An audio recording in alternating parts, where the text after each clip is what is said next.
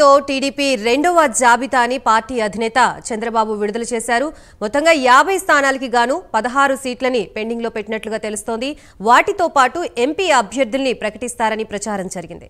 అయితే ఎంపీ అభ్యర్థుల్ని కాకుండా టీడీపీ అధినేత కేవలం అసెంబ్లీ అభ్యర్థుల్ని మాత్రమే ప్రకటించారు.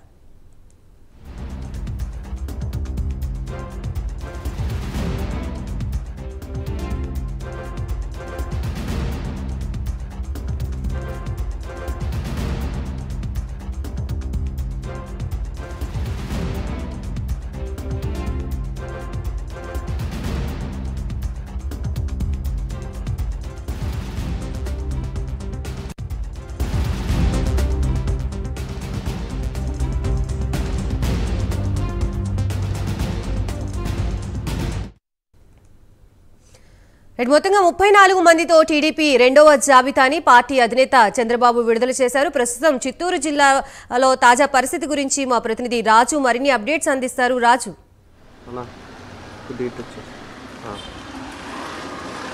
రైట్ గాయత్రి, మొత్తం మీద 34 మంది అభ్యర్థులతోటి తెలుగుదేశం పార్టీ రెండవ జాబితాను విడుదల చేసింది. ఇంకా 16 మందికి సంబంధించినటువంటి అభ్యర్థిత్వాన్ని పెండింగ్లో పెట్టినటువంటి పరిస్థితి. మరోపక్క పార్లమెంటు స్థానాలకు సంబంధించి కానీ కూడా ఇంకా తెలుగుదేశం పార్టీకి సంబంధించినటువంటి అభ్యర్థుల మీద అధికారిక ప్రకటన రానటువంటి పరిస్థితి.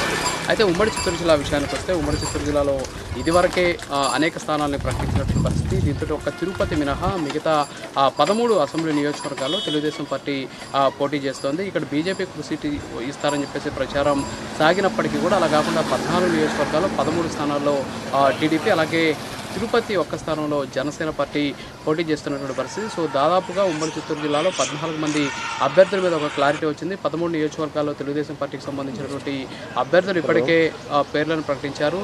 ఈ రోజు ఇచ్చినటువంటి జాబితాలో మిగిలిన అభ్యర్థులకు సంబంధించిన పేర్లు కూడా ప్రకటించినటువంటి పరిస్థితి. ఇందులో మదనపల్లికి సంబంధించి గతంలో ఎమ్మెల్యేగా వైఎస్ఆర్ కాంగ్రెస్ పార్టీలో ఎమ్మెల్యేగా ఉన్నటువంటి షాజహాన్ బాషాకి అక్కడ తెలుగుదేశం పార్టీ టికెట్ ఇచ్చింది. అలాగే పుంగనూరులో చల్లా రామచంద్రారెడ్డికి అక్కడ తెలుగుదేశం పార్టీ అభ్యర్థిగా ప్రకటించినటువంటి పరిస్థితి.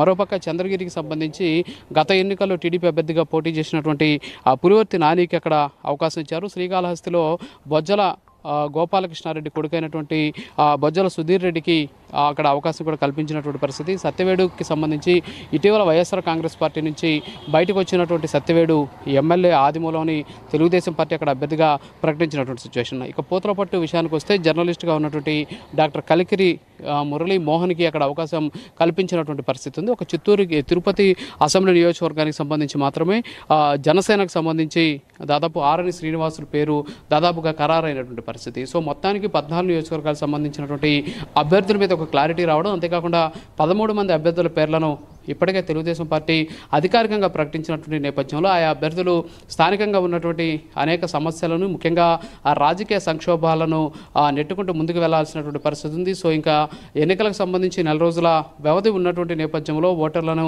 ప్రసన్నం చేసుకోవడం కావచ్చు, అంతేకాకుండా పార్టీకి సంబంధించినటువంటి మేనిఫెస్టో, పార్టీకి సంబంధించినటువంటి విధి విధానాలతో పాటు ఏ విధంగా ఎన్నికల్లోకి వెళ్ళాలి అనే దాని మీద ఈ అభ్యర్థులంతా కూడా కసరత్తు చేయాల్సినటువంటి పరిస్థితి. అయితే మరోపక్క జనసేనకు సంబంధించి తిరుపతిలో ఆర్ఎన్ శ్రీనివాసులకు సీటు కేటాయించడం పట్ల స్థానికంగా అసంతృప్తి వ్యక్తమవుతుంది. స్థానికంగా ఉన్నటువంటి తెలుగుదేశం జనసేన నాయకులు అలాగే కాపు సంఘాలకు సంబంధించినటువంటి ప్రతినిధులు తిరుపతిలో భేటీ అయి ఇక్కడ ఎవరైతే స్థానికుడు కాకుండా స్థానికేతరుడైనటువంటి ఆర్ఎన్ శ్రీనివాసులకు టికెట్ ఇవ్వడం పైన వాళ్ళంతా కూడా బగ్గుమంటూ ఉన్నటువంటి పరిస్థితి. అయితే గతంలో తెలుగుదేశం పార్టీ ప్రకటించినటువంటి కొన్ని సీట్లకు సంబంధించి, అంటే మరీ ముఖ్యంగా తంబలపల్లి లాంటి సీటుకి సంబంధించి అక్కడ ఆ సీటు కేటాయించినటువంటి జయచంద్రారెడ్డి పేరుని మారుస్తారు, సో అక్కడ వేరే వ్యక్తికి అవకాశం కల్పిస్తారు అనేటువంటి ప్రచారం సాగుతోంది. సో దాని మీద కూడా ఇంకా క్లారిటీ రానటువంటి సిచ్యువేషన్. సో ఏదైనప్పుడు కూడా ప్రస్తుతానికి ఉమ్మడి చిత్తూరు జిల్లాకు సంబంధించి 14 అసెంబ్లీ స్థానాలకు సంబంధించినటువంటి అభ్యర్థుల మీద ఒక క్లారిటీ వచ్చింది. సో మొత్తానికి రాజకీయంగా ఉన్నటువంటి బాలరిష్టాలన్నీ కూడా దాటుకుని అభ్యర్థులంతా ఎన్నికల్లోకి వెళ్లాల్సినటువంటి అవసరం ఉంది. Gayatri, right, thank you Raju.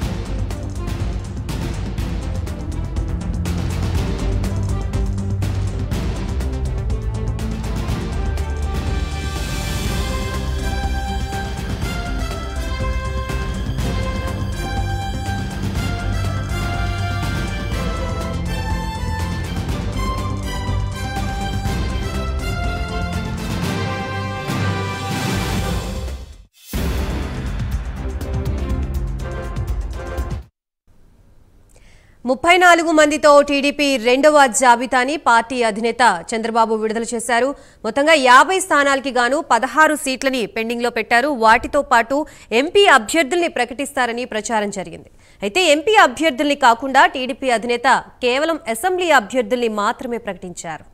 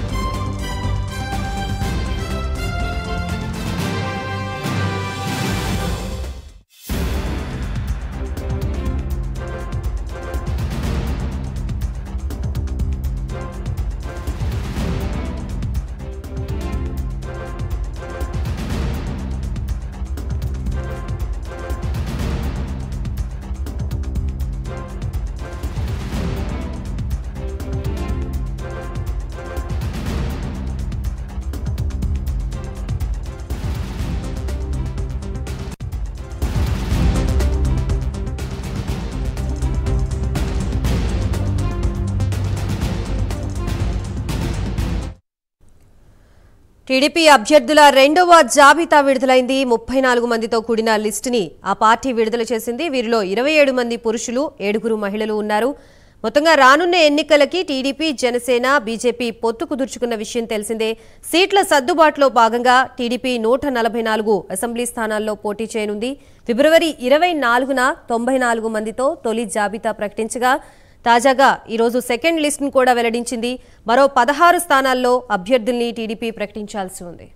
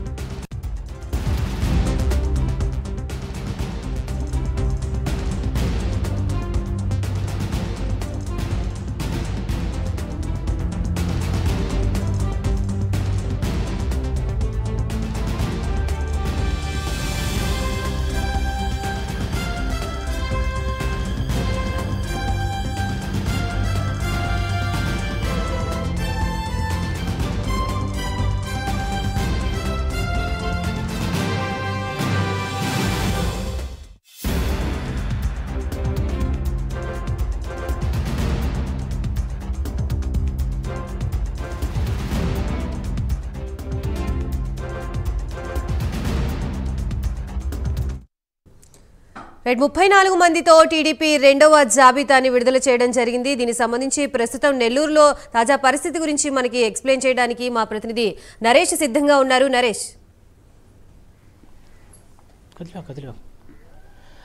Right Gayatri, మొత్తానికి టీడీపీకి సంబంధించినటువంటి రెండవ లిస్టుని ఏదైతే టీడీపీ అధినేత చంద్రబాబు నాయుడు కాసేపు క్రితం ప్రకటించడం జరిగింది. ఇప్పటికే మొదటి జాబితాలో ఉమ్మడి నెల్లూరు జిల్లా వ్యాప్తంగా 6 సీట్లను కూడా అనౌన్స్ చేశారు. రెండవ జాబితాలో తాజాగా మరో 3 సీట్లను కూడా అనౌన్స్ చేయడంతో ఒక్కసారిగా కూడా టీడీపీలో ఒక ఫుల్ జోష్ అందుకుందని చెప్పుకోవచ్చు. అయితే ఉమ్మడి నెల్లూరు జిల్లాకు సంబంధించినటువంటి 3 అభ్యర్థులను ఈరోజు రెండవ లిస్టులో ప్రకటించడం జరిగింది. తొలితిగా మనం చూసుకుంటే ఆత్మకూరు నుంచి ఆనం రామనారాయణ రెడ్డి, గతంలో వెంకటగిరి నుంచి ఆయన ఎమ్మెల్యేగా వైఎస్ఆర్సీపీ నుంచి పోటీ చేసినటువంటి పరిస్థితులు ఆయన గెలిచడం జరిగింది. అయితే ఇటీవల కాలంలో ఆయన టీడీపీ రావడంతో ఒక్కసారిగా కూడా టీడీపీకి సంబంధించినటువంటి ఎమ్మెల్యే అభ్యర్థి ఆనం రామనారాయణ రెడ్డి ఆత్మకూరు నుంచి కూడా టీడీపీకి మరోసారి ఆయన నిలబడబోతున్నారు. ఎందుకంటే గతంలో ఏదైతే ఉమ్మడి కాంగ్రెస్లో ఉన్నప్పుడు ఆయన ఆత్మకూరు నుంచి పోటీ చేసి ఉమ్మడి రాష్ట్రాలకు సంబంధించినటువంటి మంత్రిగా ఆయన ఆర్థిక శాఖ మంత్రిగా ఉన్నటువంటి పరిస్థితి అయితే ఉంది. ఆనం రామనారాయణ రెడ్డి గత కొంతకాలంగా కూడా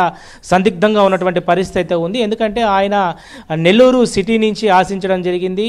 ఈ నేపథ్యంలో వెంకటగిరికి ఇస్తారా, నెల్లూరులో ఇస్తారా అనేది కాస్త చర్చ అయితే కొనసాగినప్పటికి కూడా చివరికి ఆత్మకూరు నుంచే పోటీ చేయాలని చెప్పి చంద్రబాబు నాయుడు సూచించడంతో ఇటు ఆనం రామనారాయణ రెడ్డి గత 2 రోజుల నుంచి కూడా ఆత్మకూరుకు సంబంధించినటువంటి మండలాల్లో ఆయన పర్యటిస్తున్నటువంటి పరిస్థితి కనపడతా ఉంది.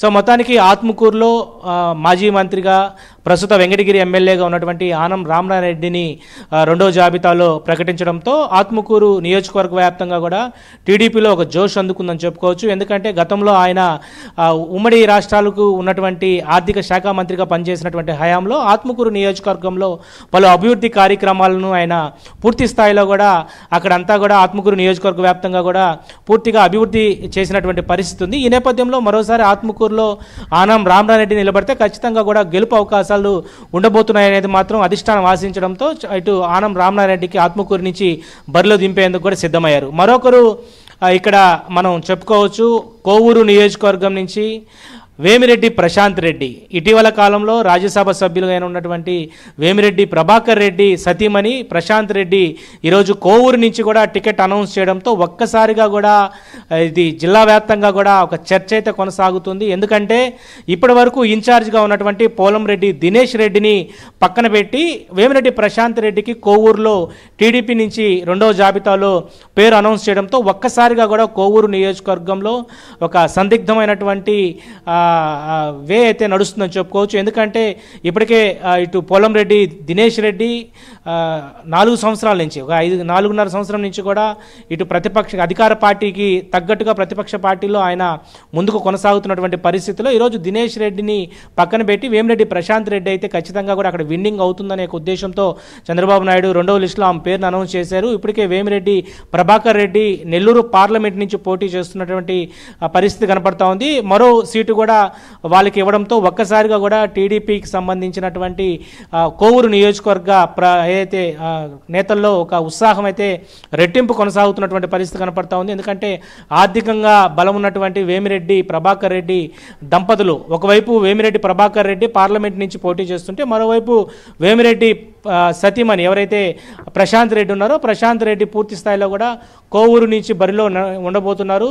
ఇటు అధికార పార్టీకి సంబంధించినటువంటి నల్లపరెడ్డి ప్రసన్న కుమార్ రెడ్డి సీనియర్ ఎమ్మెల్యేగా అక్కడ కొనసాగుతున్నారు. ఆయనకి గట్టి పోటీ ఇచ్చేటువంటి పరిస్థితి వేమిరెడ్డికి ఎవరైతే సతీమణి ఉన్నారో ప్రశాంత్ రెడ్డికి ఉండబోతుందనే నేపథ్యంలోనే అధిష్టానం పూర్తి స్థాయిలో కూడా ఈరోజు కోవూరు నుంచి బరిలోకి వేమిరెడ్డి ప్రశాంత్ రెడ్డిని బరిలో దింపడం జరిగింది. ఏదేమైనా కూడా కోవూరు నియోజకవర్గంలో కాస్త పోలంరెడ్డికి సంబంధించినటువంటి కుటుంబం దశాబ్దాల కాలంగా కూడా కాంగ్రెస్ ప్రభుత్వం నుంచి కూడా ఆయన ఏదైతే పోలంరెడ్డి శ్రీనివాసులు రెడ్డి తర్వాత ఆయన కుమారుడికి ఇటీవల కాలంలో ఇన్ఛార్జ్ బాధ్యతలు ఇచ్చిన తర్వాత ఎమ్మెల్యే టికెట్ ఖచ్చితంగా కూడా టీడీపీ నుంచి పోటీ చేస్తామనేది మాత్రం సూచనలు భారీ స్థాయిలో ఉన్నటువంటి పరిస్థితుల్లో ఈరోజు తాజాగా వేమిరెడ్డి ప్రశాంత్ రెడ్డిని రెండవ లిస్టులో ఆమె పేరు అనౌన్స్ చేయడంతో ఒక్కసారిగా టీడీపీలో కొంత ఆందోళన ఉన్నప్పటికీ కూడా గట్టి పోటీ ఇచ్చేటువంటి అవకాశం దాదాపు కూడా వేమిరెడ్డి ప్రశాంత్ రెడ్డికి అయితే ఉంది. ఎందుకంటే అధికార పార్టీకి సంబంధించినటువంటి ఎమ్మెల్యే ఎవరైతే అక్కడ నల్లపరెడ్డి ప్రసన్న కుమార్ రెడ్డి ఉన్నారో నల్లపరెడ్డి ప్రసన్న కుమార్ రెడ్డిని ఎదుర్కోవాలంటే ఖచ్చితంగా ఇక్కడ మరో బలమైనటువంటి నేత కావాల్సినటువంటి పరిస్థితి ఉంది. సో ఆ నేపథ్యంలోనే వేమిరెడ్డి ప్రభాకర్ రెడ్డి ఒకవైపు పార్లమెంట్లో ఆయన నిలబడబోతున్నారు. మరోవైపు ఇటు కోవూరు నుంచి ఆయన సతీమణి ఎవరైతే ప్రశాంత్ రెడ్డి ఉన్నారో ప్రశాంత్ రెడ్డిని బరిలో దింపబోతున్నారు.